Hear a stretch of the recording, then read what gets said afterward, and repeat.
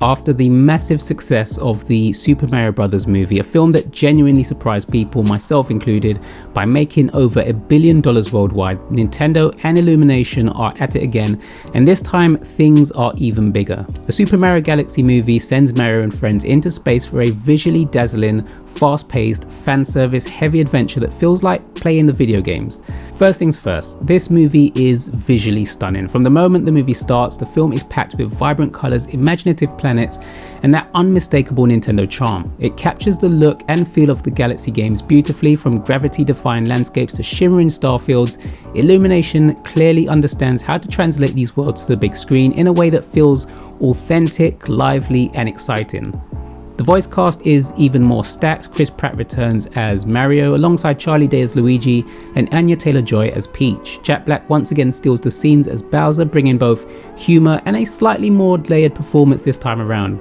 New additions like Brie Larson as Rosalina and Donald Glover add that fresh energy. I do wish certain things, character reveals, weren't spoiled ahead of the movie, and you know what, I'm not going to go into more spoiler territory here other than to say that the character is great and feels like they're part of this universe without feeling forced in there. Although narratively the stories of this and the first are quite similar, this time around the story feels simpler. It's exactly the kind of narrative you would expect: a big adventure, looming threat, and a journey across multiple worlds to stop it. There's nothing wrong with that, but compared to the first film, this one feels less interested in building its characters and more focused on spectacle. Interestingly, Princess Peach ends up being the standout. Her backstory is explored more in depth, giving her more emotional weight than Mario or Luigi this time.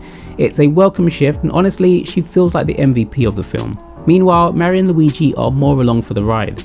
There is some hint at deeper emotional storytelling with Bowser and Bowser Jr. Bowser isn't just the same one-note villain here. There's a sense of conflict in how he balances his past with his role as a father.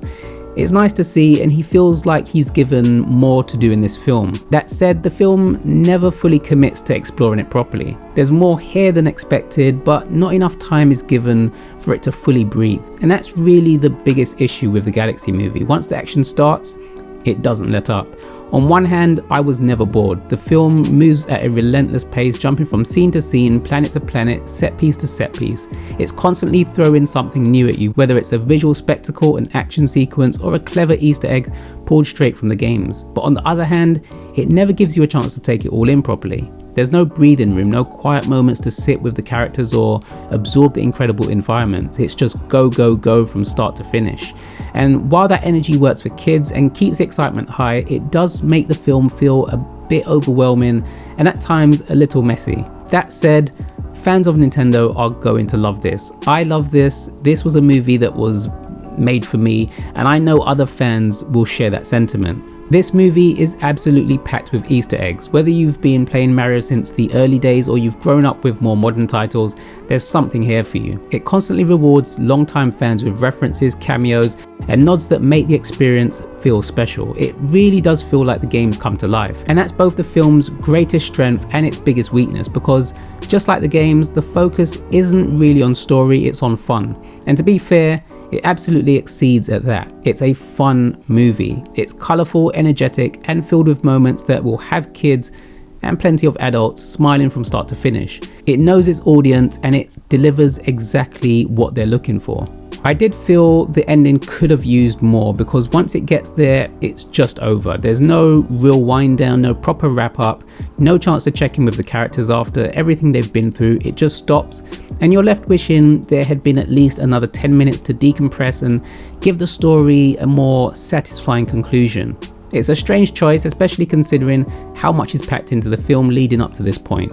A little more breathing room at the end could have gone a long way in making the whole experience feel more complete. In many ways, it's very similar to the first movie, but amplified. Bigger visuals, faster pacing, more references, more action, but slightly less heart. That said, I still had a great time with it. As someone who has loved Mario since the first NES game, there's something genuinely special about seeing these characters on the big screen in a way that feels true to the games. And if you've grown up with Mario, or if your kids are discovering these characters for the first time, this is the kind of film that's easy to enjoy together. And speaking of fans, I do want to say this: studios like Illumination, Universal, and Nintendo should really start thinking about who they invite to review these films. After seeing some of the critics' reactions, it kind of got me thinking, and these movies are made for fans, for people who actually care about these characters and these worlds.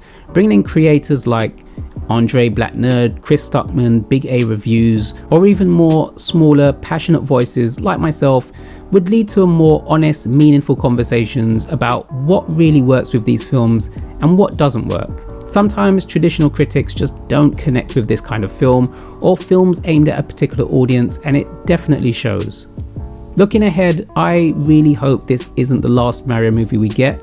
There's so much potential in this universe, and while Galaxy goes big, I'd love to see something a bit more focused next time. A slower paced, more atmospheric film, maybe something inspired by Luigi's Mansion. I think that would be great, and a great change of pace, and give the characters more room to breathe.